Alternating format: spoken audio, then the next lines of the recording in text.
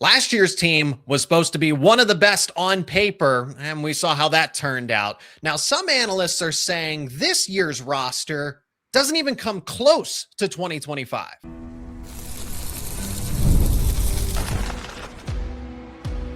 You are Locked On Nittany Lions, your daily podcast on the Penn State Nittany Lions. Part of the Locked On Podcast Network, your team every day. And today's show is brought to you by Gametime. Download the Gametime app, create an account, and use code Locked On for $20 off your first purchase. My name is Zach Seiko, your host as always, and thank you so much for being here. Help me welcome back Andrew Callista of the Blue White Tailgate podcast. And we got a bunch of things to discuss here, debate to open up the show, but we're also going to get into the Big Ten denying former NFL players, but the SEC seems uncertain about that with LSU making some transactions. Penn State announces its whiteout game. There was no other choice other than USC. We'll get to that in just a moment, but we are starting things off with comparing and contrasting the 25 team to the 2026 team, because Andrew, if you remember, this is one of the best rosters. James Franklin said it. I said it on my show. Analysts across the country were saying that 2025 team is so darn good, top 5 roster in the nation. Well, we saw how that turned out. But now some people are giving Penn State their due respect, but others, it doesn't seem like they're totally bought in. And that probably has to do with the Iowa State stigma, the bias that, it's just a bunch of Iowa State guys, which is just not true. So when you look at the 26 team versus the 2025 team, we'll talk about what we like and what we don't, but initially, how do they stack up overall? Well, first off, let's address the Iowa State, Penn State, biasness in that room. We know, and James Franklin knew better than anybody, that if you change the name on the front of the jersey and the color, all of a sudden, some guys just don't play well or they play better. It goes both ways, depending on what that is. And obviously, I'm referring to Penn State under James Franklin was able to beat a lot of football teams. All of a sudden, they play Ohio State, teams that, and Ohio State teams that they should have beaten multiple years across, whether it was Urban coaching, Ryan Day coaching, and they would come up short. So let's be honest. In that Penn State jersey, some of these teams just aren't going to play as well. They're just not going to. Opponents, that being some opponents are going to play better and not even it's not uniform top to bottom on anybody's roster. It's just the way it goes. Nerves are a factor, stadiums are a factor, things like that. Okay. Yeah. And also Penn State still has some guys that were Penn State talent guys on this roster that Iowa State did not have. So that is something to be said as well. That being said, Iowa State, some injuries last year. Whatever the record was, 7-5, I believe off the 8-4. 8-4, thank you. People are like, 8-4 in the Big 12, that's not going to translate to the Big 10. It'll be just fine. The schedule for Penn State is not good. They hit the schedule lottery. I mean, it's the equivalent of hitting Mega Millions Powerball for a schedule maker. If you're in a way, yeah. Yeah. So this is great news for Penn State. It's important to get that one on the road against Northwestern, get the juices flowing. And then after that, we'll see what it goes. But the schedule sets up perfectly for Penn State to kind of gel. And, in a way, this team kind of reminds me of the 2011 Penn State team in terms of talent-wise, in a lot of ways. Are they better than 2025? Right? I would hope so. I really would, because that group finished 7-5, or 7-6, and they ended up winning the bowl game against Clemson. But when you look at how many NFL players, this is going to be the significant difference here. Coaching, okay. It's not to say that James Franklin is a bad coach. He's still a good coach, but he couldn't take Penn State past a certain point. Jim Knowles, not a bad defensive coordinator, but needed the Ohio State talent to make it work, right? The superstar loaded talent, or just couldn't find ways to make the most of the players that he had, because there was talent on last year's defense. And then Andy Kotelnicki going from a top 15 offense to outside the top 50, top 60, that was on coaching, because most of that 2025 team was intact from 2024. So surely they should have been better. So coaching is going to be a big difference here. Matt Campbell gives you an advantage on game day with the X's and O's. I think D'Anton Lynn does as well, because D'Anton Lynn understands the nature of the transfer portal and how to build defenses on the fly, as opposed to Jim Knowles, who says, well, I need 2, 3, maybe 4 seasons to really get my system implemented. I think D'Anton Lynn is going to be able to accelerate that right away. Taylor Mauser, still a young and up and coming coach, right? He's barely in his 30s. So by comparison, he is younger and inexperienced compared to other fellow Big Ten coordinators. So I'm eager to see the increase in competition going from the Big 12 to the Big 10. But you mentioned health. Matt Campbell's never had this kind of depth before. And so when an Iowa State team dealt with an injury or two to key players, right, you would see some of those position groups absolutely collapse. But now this is a Penn State team that takes those Iowa State players who were good when they were healthy. They went to a Big 10 title after a Big 12 title, in that 24 season. That team came back together and they dealt with injuries everywhere. Quarterback, running back, wide receiver, tight end, offensive line, secondary. They lost their 2-star guys in the secondary in the same week in a matter of days. So I wonder what Matt Campbell and this coaching staff can do with the increase in talent respected to what Matt Campbell's had, and also the depth that he's never had before. Now, granted, it's an increase in competition regardless if the schedule is easy, but this 2026 team, when you bring in the coaching factor, the 26 team should be better. It should be better from results and what you pointed out as a schedule. From results point, 100%.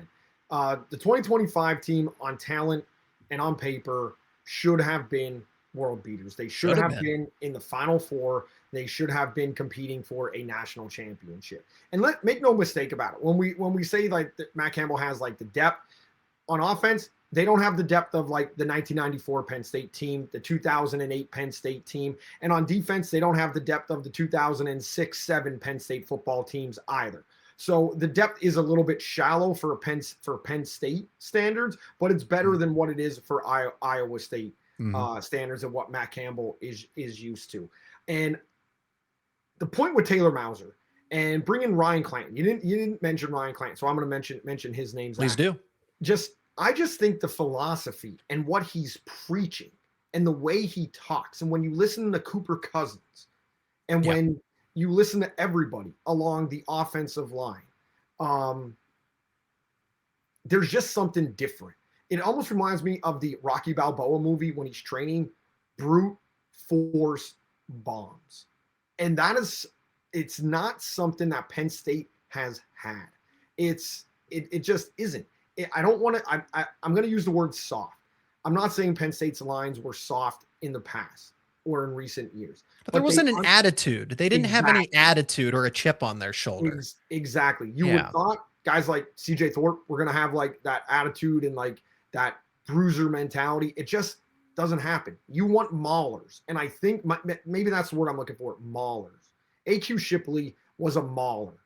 Not a good pro for scouting reports. Guy lasted in the league for how many years?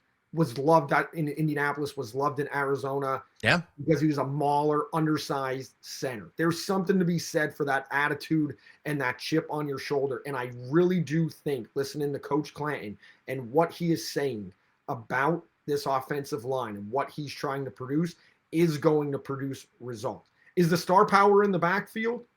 No, it's not. These running backs are not as good as what Penn State just had.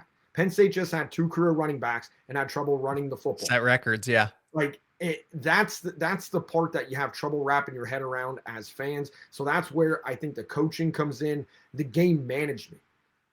You could win. You can't win the game in the first quarter, but you could lose it. And you could also manage the game partly in the first quarter to make the fourth quarter that much easier. And I think Matt Campbell is the guy, and his staff with Taylor Mauser, like you said, D'Anton Lynn, like you said, on defense, a total cohesive philosophy within a staff on what's being done to get Penn State through this schedule, to make this team better results wise, even though it's not as talented as last year's football team. Let's do a fun exercise to pick up after the break. We're going to go position by position group. For the sake of time, it's going to be a little quicker, faster pace, but quarterback, which one would you take? Running back, which would you take? And then we're going to get to the whiteout game and why Penn State fans should have expected nothing less than USC. That is coming up next here on Locked On Nittany Lions. And today's show is brought to you by Gametime. There are more live events than ever worth seeing right now. Games, concerts, comedy shows, festivals. The hard part usually isn't deciding what you want to attend. It's actually getting the tickets. Between long wait times and confusing checkout processes and surprise fees, buying tickets can sometimes feel harder than it should. That's why so many fans are turning to Gametime. The app is built to make buying tickets simple with upfront pricing, seat views before you buy, and exclusive savings opportunities that help you get to the events you want without the usual hassle. And that's truly a game changer, the seat views before you go ahead and buy, especially if you've never been to a stadium, a venue before. You get to see your point of view ahead of time, so you're not second guessing yourself when you go to buy your tickets. Take the guesswork out of buying tickets to every type of event with Gametime. Download the Gametime app, create an account, and use code Locked On for $20 off your first purchase. Terms apply. Again, create an account, redeem code LOCKEDON for $20 off. Download the Gametime app today. All right, let's pick back up with that exercise. We're just going to go position by position group. So quarterback to running back to defensive end, right? To defensive back, special teams. We'll just keep it strictly with the offense and defense. But because I don't know, I would take last year's special teams because it was number one according to the analytics. So that you're not beating the top special teams. But anyway, all right, quarterback. Rocco Becht, Alex Mansky versus Drew Aller. And well, they didn't have Bo Prabula last year, but Ethan Grunkemeyer came in and played very well. So that version of Penn State's QB room or this year's? Who's the head coach, Terry Smith or James Franklin? Terry Smith. I'll take Drew Aller and Ethan Grunkemeyer over Rocco with Terry Smith as the coach. Okay, so there we go. We're back to the coaching. That's the condition. Made the calls to throw the ball down the field. That was Terry Smith's attitude. That being said, Drew Aller didn't have that luxury. So I would take Rocco Becht in the philosophy that he's going to have and what he should be able to do, throw the ball down the field. And that's nothing against Drew Aller. Drew Aller up here was damaged from everything he was being told. This is why there's so much nuance to it, because Drew Aller has the stronger arm, right? Mm-hmm. He's your more NFL prototype quarterback. But who works better in the offensive system? Rocco Becht with Taylor Mauser or Drew Aller with Andy Kotelnicki? Rocco Becht. If you give me Drew Aller now in a pro style West Coast type of offense, I'm going to have to reconsider there. But for the sake of the conversation, Becht and Mansky with Taylor Mauser's offense, just because they fit better. The running back room, I think we explained that in segment one. We take Nicholas Singleton and Katron Allen over Carson Hansen and James Peoples and Quentin Martin. But I don't think they're that far behind this 2026 group. I don't think it's day and night as far as a comparison goes. I think that Hansen, Peoples, and Martin together will give you a really solid rushing attack, but to say those are all surefire NFL running backs to be determined in that case. Yeah, definitely the talent with Singleton and what Katron. I think Katron is one of the best backs. I mean, stats-wise, it is there. But just vision and the footwork that he is able to bring in the balance that Katron Allen had, he's just a phenomenal Penn State back. And that's I don't, again, I'm not saying there's leaps and bounds behind this group, but that group of running backs that Penn State had, they were able to do something special with at times subpar play calling, subpar philosophy as well. Wide receivers. I think this is an easy one. I'm going to take the 2026 group, and it's no contest, especially with some of the recent buzz here at training camp with how there's a true two deep. You know who the starters are going to be with Chase Sowell, Brett Eskelson, and Kobe Howard, but then to have Keith Jones, to have we just haven't talked about a situation where at wide receiver it's like, okay, they bring in these transfers, but then hopefully these other guys don't see the football field at any point in time. I'm excited to see the 6 or 7 guys that they're going to have in the rotation for this wide receiver group here. Yeah, I'm taking this year's wide receiver group. Now, this isn't colored glasses either because Trevor Pena, I'm a Syracuse grad. Dude led the ACC in catches. He could obviously catch the football. Talent was there at the wide receiver spot. Not getting guys the football, that was the problem. That's a scheme issue. I have to take this group top to bottom also for 2026, I think is more solid. Again, Kobe Howard's in the program another year. I think Kobe Howard's going to have a breakout year.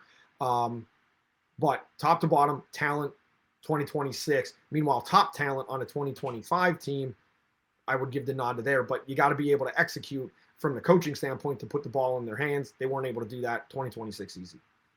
Tight end. I would take this year's group because I believe Rapplier, Bramer, and Burkle are all NFL caliber compared to Rapplier, who was coming off of an injury, Luke Reynolds, who never took that next step. Last year's group in comparison, you lost Tyler Warren, and it was difficult to replicate without him. I mean, he made the offense go in 2024, basically. So this group, this 2026 group by far. Yeah, I want to disagree just to be a contrarian and to get the debate going, but I can't really do it because Luke Reynolds, and I loved Luke Reynolds. You know, I thought Tyler Warren overshadowed so many open tight end routes that should have been hit on that just weren't hit on in 2024. It just didn't materialize in 2025 for the unit. Luke, as you said, never took that step. I like this group a lot. This is like the running back. The running backs of 2025 are the 2026 tight ends for me on this team. Offensive line. Last year's offensive line on paper, more talented, and there's still some question marks. How's Malachi Goodman going to do? So Ryan Clanton with last year's group, right? And I still think Phil Troutwine was a pretty good offensive line coach with how many people he sent to the NFL, but Vanga Ioane, and you have Anthony Donko, assuming he's healthy, right? Drew Shelton was pretty good. But this offensive line, it's kind of a coin flip for me. I will take last year's group, but it's really weighing on having a Vanga Ioane and an Anthony Donko still in that group. Yeah, on paper, by far, that group was talented last year. By all stretch of the imagination. We could say that that's the biggest failure. That failure offensively possibly led to all the other failures. Forget wide receiver. If you could block up front, guys should be able to get open. Guys should be able to hit holes. That's the bottom line. And they weren't able to do it. They did it at the end of last season. They did it against Oregon in the Big Ten championship game and the lead up into the Big Ten championship game. And it just wasn't done. Maybe it was smoke and mirrors. Maybe it wasn't. But that group should have been talented. I would like to see Ryan Clanton with Big Vega and Anthony Donko. And I think Cooper Cousins would have been playing a little bit more. Andrew Shelton, things like that. I do think this year's offensive line is going to outperform, and it comes back to what we talked about in the first segment. Just attitude. Just the attitude. And I am so high on Cooper Cousins. I think Cooper Cousins has a chance over these next 2 years to be like a modern era Jeff Hardings type of guy for Penn State. I am super high on Cooper Cousins. All right, defensive line. We'll stay in the trenches. Denai Dennis Sutton was a one-man wrecking crew. How important having Abdul Carter was the year before, man, if he could have stuck around, but you're not going to pass up being selected in the top 3. It's because of this group getting so much better at defensive tackle. It was basically Denai Dennis Sutton and Zane Durant. And if those guys were taken out of the play, the defensive line was non-existent at times. So this is kind of another easy one where, no, you don't have that superstar, but it's the collection of it's quantity over quality this time. So I'll take the 2026 defensive line. I'm going with the 2026 as well, just because they didn't have that second defensive tackle. And now you have 4 guys that should be able. I'd say 6, honestly. There you go. You're going with 6. So you're more optimistic than me. You know, and they are going to rotate all 6 guys. In a different rotation. I don't think you're going to see guys like an entire like front 7 come off like you saw on past Penn State defenses. I think they're going to be timely rotations and things like that. But they're bigger. They should hold up better. It's different. You know, you're putting now a guard and center on, you know, defensive tackles. You're putting it on 600 pounds. You're not putting it on 550 and 570. There's a difference. Ask any offensive lineman, they'll tell you there's a difference. And at edge, they may be losing some speed on the edge with Deni Dennis side. But with Max Granville back, Yvonne Kamaju with the second year transfer coming in from Ohio. So 3 guys that should be able to get to the quarterback. I think this offensive line is going to be marginally better at the top end than last year's. Linebacker, this is one where, honestly, I don't want any part of. This is the position group. Tony Rojas being healthy, being better, I guess I'm going to lean towards this 2026 group. But when you compare and contrast, you had Amari Campbell, and Amari Campbell was really good. So with what this defense is, Danton Lynn is going, this is where the coaching element comes back in. But as far as the linebacker room goes, the superstar, their star power with 1 to maybe 2 players. I think Cooper Ebel can be a really good Mike linebacker, but the depth, we saw how it crumbled when Rojas wasn't available. So what happens if Rojas or Ebel? So linebacker's kind of the weak link for me here, regardless of this conversation. I say pass, but I'll lean 2026 just because you get a better version of Tony Rojas, and assuming Rojas is healthy in 2025 as well. Yeah, I think Tony Rojas is healthy this year. Watching him, when we got we know practice, he is, yeah. That was the first guy I wanted to go to. And I just wanted to see, it's one thing to say you're confident doing stuff, going through drills and going 7-on-7 and 11-on-11 and just not the flow. He just looks smooth. So I think, mentally the injury he's coming back from, it's tough to come back from. I think he's in the thing. I'm going with 2026 because it can't be any worse than last year. Last year's linebacker play, once Rojas went down, was Amari Campbell. And that's pretty much it. If you were able to get Amari Campbell back with this group, that I would have felt so much better. He didn't get the respect. Put respect on his name.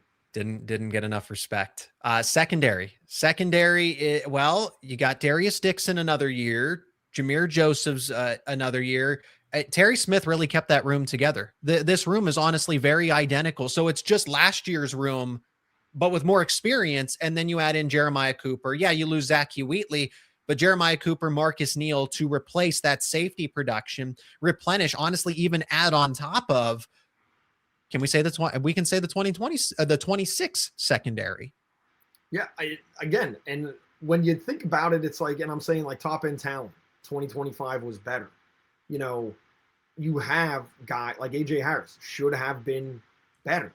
Coaching, because he was great in 24. He was elite in 24. I didn't understand the rotations in the secondary last year at all. I didn't understand the play counts. I didn't understand who was on the field at times. I don't think they meshed. Tony Rojas has said at times they basically didn't know what they were doing because they were calling plays they didn't understand, and it was evident. I think it actually pains me to say it because I think, again, talent-wise, I think last year's was better because I think AJ Harris was good. Wheatley, good. These are good players. Obviously is the key, playing on Sundays.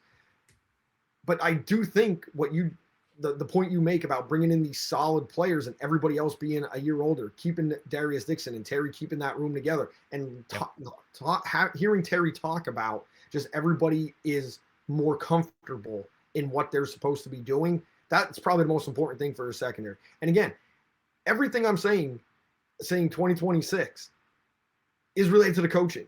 It's not overall this talent gap and stuff like that. It's related to the coaching. That's how much faith that you're putting in this staff and the cohesiveness of their unit as opposed to last year. The coaches are supposed to make the players look better. And that's because the talent is not, there isn't this wide gap, but when the margins are close, this is where you want coaching to make the difference. The whiteout game was announced. It's USC. Did anybody think it was going to be anything different? And then the Big Ten comes out and says no former NFL players, but the SEC mum's the word there. We're going to talk about that next here on Locked On Nittany Lions.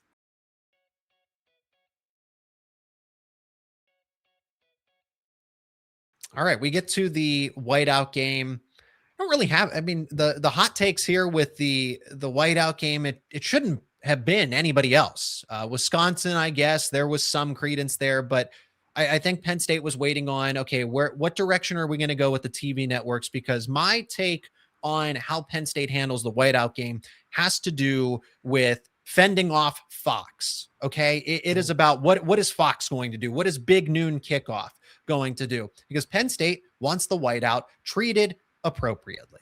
They want that game to be at night against a serious opponent. Okay. So it's not going to be against Purdue. It's not going to be against, right, a lower half Big Ten team. They want this to be Oregon, Ohio State, USC, Michigan, premier teams in the Big Ten. They want it to be earlier in the season. This isn't a game that's going to pop up in November, because then the attendance is going to be, you're going to get a whiteout game and then possibly snow in that whiteout game, right? Depending on the weather. So a game where you hopefully get pleasant fall weather combined with a good to great opponent that you face, not beating up on a bad Iowa team or not beating up on Minnesota like we saw with Penn State recently. And you also have it at night. You want it at night. So no whiteout games for Big Noon Kickoff. That is why Penn State took so long as it was. But USC checks all of those boxes. There is not a single other home opponent that checks those boxes. Yeah. And by the way, I'm not on this kick of like, it always has to be a night game. I'm on a kick of it should never be a noon game. Okay. 3:30 game is fine. The first White House game, which was when it was called the White House, 2006 Notre Dame. Excuse me, 2007 Notre Dame. Mm-hmm. Mix that one up a little bit. That was a 6 p.m. game, I believe, on ESPN. Wow. So it kicked off in the daytime. So it was really cool, really cool. I think USC has more to do with this than Penn State, actually. Okay. Because USC has a tough schedule. They are coming off some brutal games, and then they're going to fly this coast to play a noon game. All the way across the country. 9 o'clock. Not a chance. At some point, the conferences have to say, yeah, we're giving you more television games, but it has to be in the best interest of our student athletes. Penn State wants the game later in the day. USC even wants the game later in the day. They might have been pushing for a 6 o'clock or a 3:30, but you still got to fall into a time slot. Mm-hmm. So it's safe to say that this game was never going to be on Big Noon Kickoff, and it's about trying to find the balance with the TV contract. I'm not even sure how the selection is. It used to be you were able to pretty much know the selections before the season and what was going to be picked, who was picking first, and then it would go it's like a fantasy draft. Yeah. So now, like, that's kind of gone away with the new contracts. So there is no like first and second. It kind of like rotates among the big three. So this one was a no-brainer. It's like officially official. And I think USC had a lot to do with this actually being pushed off of Big Noon Kickoff. Good. I can't imagine USC wanting to play a 9 a.m. local game after traveling 6 hours to Happy Valley. That's no bueno for them. So great. I'm glad it works out for all parties. Everyone wins. Penn State wins. USC wins. The fan base wins. You get this is setting up perfectly, and that's going to be one of the big highlights for Matt Campbell in year one here. Yeah. Can USC, by the way, fly in right into State College? I forget the logistics of that. I know it has something to do with like you can't take off to fly out of State College cross country, but I think landing a 737 is possible, and they'll probably be coming on a chartered 737. Should be able to land, not a full fuel load in State College. I mean, airport size is always a big talker at Penn State. Well, yeah, we always knew about how bad State College's airport was. So we don't. Hopefully, Matt Campbell never brings that up. I don't think he will, for obvious reasons. No. Hey, obviously, like the USA hockey team, they don't have excuses. They just go out and win championships. I was wearing this for a reason, to make a statement. No excuses at all for Penn State. Not an airport, not flying across the country, not enough of NIL, stuff like that. Just go out, score a goal against a more talented team. That's what Penn State has to do this year to be successful, to go 10-2, to go 11-1. That's what they have to do. They have 3 marquee games. Don't give away one and pull off one of the 3 that are right around you. Apparently evenly matched teams, at least in the eyes of coaches and in the eyes of AP voters. All right, we'll finish with this because we promised it. The Big Ten making a definitive statement, voting unanimously not to welcome back former NFL players. If you got drafted or you were undrafted and you didn't make an NFL roster and you have that 5th year of eligibility, you can come back to college football. Well, the Big Ten says no, and the NCAA can't do anything to stop it. But also, it doesn't seem like the Big Ten, even though they vote, I don't know how much weight it carries at the end of the day, because there was one report recently. There was a player from James Madison. I don't know his name, but did not make an NFL roster, came back, announced that he was going to be on UCLA's team, that he's going to transfer there. And well, he has a temporary restraining order. So the latest report is that UCLA is going to take him on as a player. What's interesting is that the Big Ten is trying to make a statement. There's cohesiveness, right? They're all on the same page. And then you have the SEC that's just completely playing a different game of college football. LSU is going out and saying, how many NFL players, former NFL players, can we find that have a 5th year of eligibility?